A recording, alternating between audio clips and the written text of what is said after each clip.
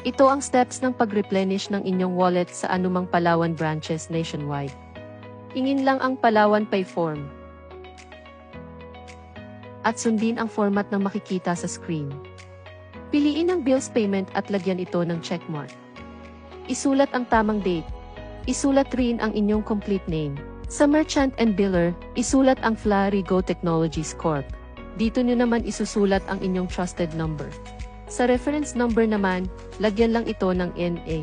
At isulat ang collection sa purpose of transaction. Isulat ang amount na gusto mong i-replenish sa inyong wallet. Isulat ang inyong complete name at permahan ito. I-double check at paniguraduhin tama ang lahat ng detalye. Ilagay sa tray ang Palawan Pay form, valid ID, amount, at ang fixed service fee na 15 pesos. Dalhin ito sa counter at hintayin na tawagin ang inyong pangalan. Kunin ang receipt at ang inyong valid ID. Picturean ang resibo at paniguraduhing readable ang reference number nito. May ibibigay na reference number ang Palawan na makikita sa resibo. Kailangan po ito ng ating system sa pag-process ng inyong replenishment.